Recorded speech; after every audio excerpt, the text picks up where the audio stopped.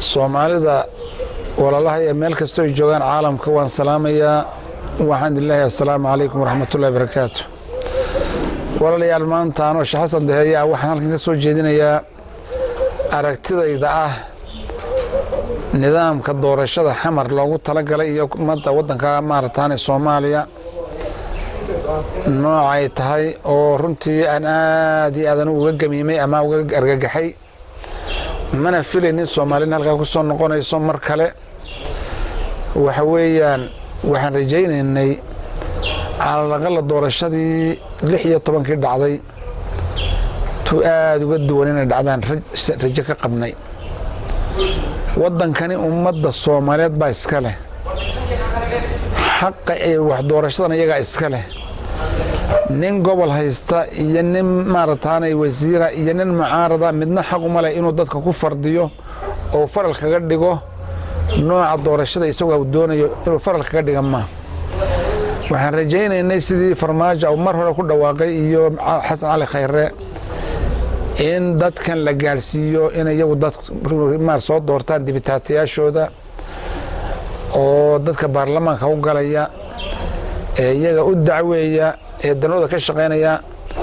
inay soo doortaan bay ahayd haddii taa la waayana wax ku dhow in la helo ayay ahayd laakiin waxa la yaab leh in hadda lagu celiyay 2016 doorashadii dhacday oo 50 qof lagu daray halkay 50 ka ahayd 50 lagu daray oo halkay hal caasimada lagu dooranayay magaalo kale lagu daray yani waxa la yaab leh markaas ilaa iyo goorma ayay ummadan u afduubnaani niman imaaraadku lacag soo siiyaan niman Kenya daara kule ama xaasaskoodu joogaan oo Kenya looga taliyo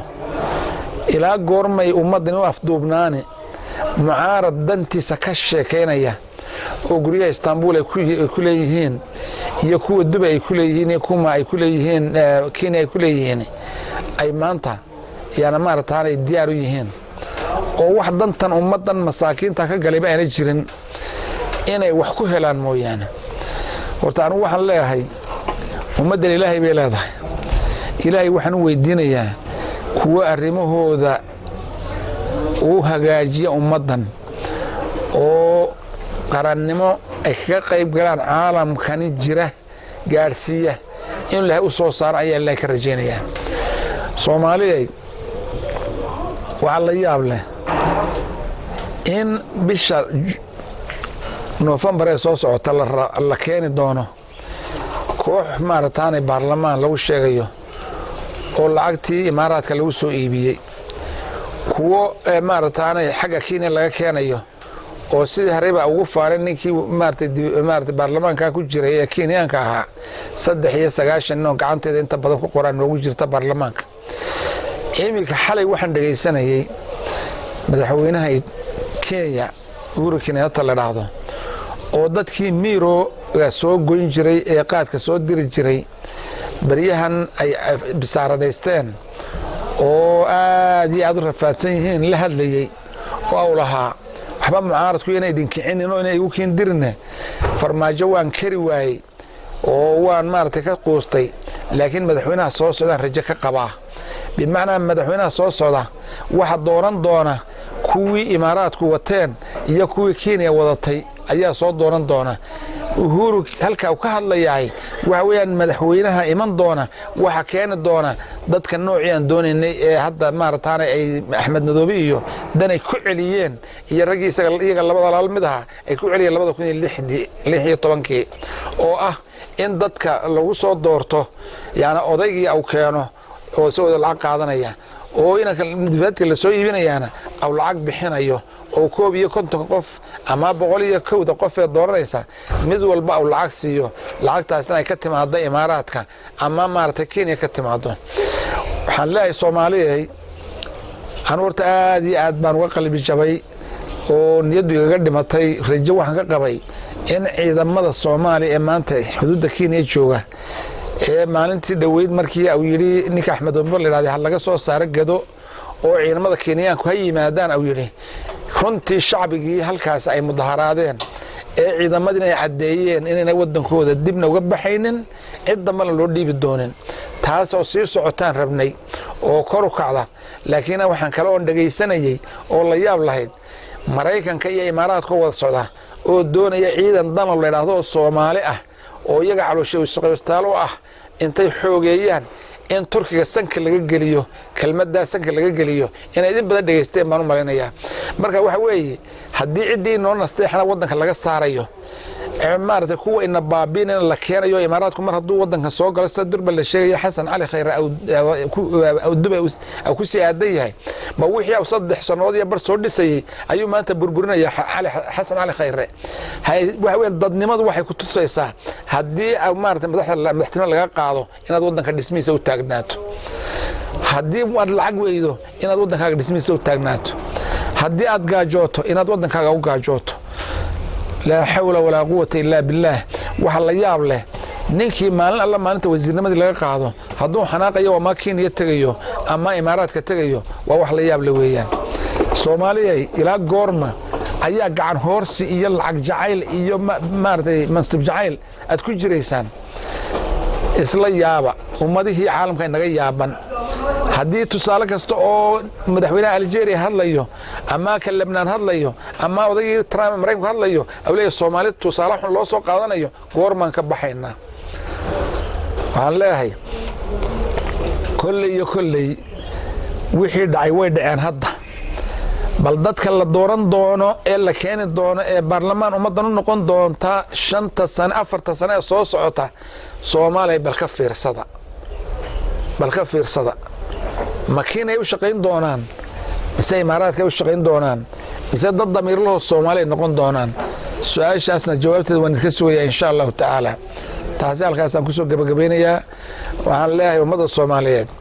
arsaaqda Ilaahay baa haya sharaf iyo cizigan Ilaahay baa iska leh ninkii cizi doonaya Ilaahay baa xaqiisa u kaco ninkii xoolo doonaya Ilaahay xaqiisa u kaco ninkii sharaf doonaya mansab doonaya xaq Ilaahay u kaco laakiin dad inaga liita bal Imaaraad muxuu yahay koox yaroo Carabaho boqolkiiba 13 wadankooda gudihiisa ayaa caalamka oo dhan weerarisay maxay ku weerariyeen nin la yiraahdo Mareykana oo markabkiisa cadan lagu gubi jiray oo Eric Prince la yiraahdo oo hay'ad xun oo sharaf xun oo Black Water la yiraahdo sameeysta ayaa horta Imaaraadka xukuma kaawiyanka ciidamada u soo qoraay ilaa Latin America uga soo qoraa ee Australia uga soo qoraay Soomaaliya ma imkay soo gali oo ciidan shaqistaan Soomaali ah oo Black Water qorato oo Turkiga la dagaalama oo Soomaalida baabiya halka ka miisna la hawla wala quwwata illa billah halkaasaan ku dhameynaya qodob labaad baan maanta soo qaadaya oo maartay qoseeya wadanka jaarkeena oo runtii aan isna didil weyn ka qabay in ummad la 500 oo sano la gumeysanayo Oromo la dhaahday ay hadda soo dhawaatay oo ra'iisul wasaare heleen oo wadankii intiisi badnayd ay iyagu leeyihiin oo barwaaqada iyagu leeyihiin oo maanta madax la soo kacay in durba madax iyaga isla galeen oo ay maartay iyaga iscunayaan waxaan leeyahay halka ka soo jeedinayaa dadka walaalaha ee Oromada ah ee maartay ama Kristaan ha noqdaan ama Muslim ha noqdaan waxaan ka qabnay rajaan ka qabnay inay maartay ummadda Itoobiya hogaamiyaan maadaama iyagu ay majority yihiin oo 60 milyan yihiin in iyagu hogaamiyaan ayaan rabnay waxaan rabnay jaar baan nahay oo laga bilaabo xuduudda maartay kilka Soomaaliyeed ilaa iyo maartay asaba waa iyaga waxa deganay dadkii nooca ahaa oo runtii dadaal badan ku baxay ayaa maanta waxa la leeyahay iyagoo irhaabiin ah ayaa maxkamad la soo taagaya qodob waxaan u jeedinayaa ninka la yiraahdo ra'iisul wasaaraha Abiy Ahmed la yiraahdo oo khayr Allah si maartay wadankan Itoobiya inuu soo maartay furfuro oo ummadda aw maartay xorriyatul qowl siiyo aan ka rajaynaynay inuu walaalkiisii shalay la soo halgamayay ama walaalihiisii shalay la soo halgamayay Muslimna Kristaan waxay doonaan bahaadaan inuu maanta jeelasha ku guro maxkamadda markuu yiraahdo soo saarayo irhaab weeyaan horta irhaab ragaasi ma aha ra'yigaad isku khilaafteen talada isku khilaafteen inaad si kale u heshiisaan bay hayde inaad irhaab lagu sheego oo maanta yaano irhaab wax weeyaan dawladaha waaweyn baa irhaab ka sameeya kolkay doonayaan inay wadan xumeeyaan ayaa maarataanay irhaab lagu sheegaa. irhaabku waa maxay? waa xumaanta iyo dhibaato ay ku wadaan maraykanku ummadaha muslimka ay ku wadaan ayaa irhaaba. yuhuuddu dadka falastiiniyiinta iyo carabta sa u galayso ayaa irhaaba. laakiin kii la dilayey ee miskiinka ahaa ee muslimka ahaa haddii intoo la dilaya irhaabna lagu sheego waa musiibo weyn weeyaan. waxaan soo jeedinayaa shacbiga Itoobiya, khaas ahaan shacbiga Oromo, inay maaragtay taladooda mideeyaan oo ra'iisul wasaarahoodana ay maarataanay isna u soo fadhiisto oo u soo geed fadhiisto, kuwa jeelka ku hayana ay heshiiyaan oo isku soo geed fadhiistaan oo iyaga wada Oromo ay heshiiyaan. taas ayagana kula dardaarmaya oo ragga hadda maxkamadda la keenayo kelmadda irhaab in laga daayo waa kelmad maartay dil ka sii xun weeyaan taas.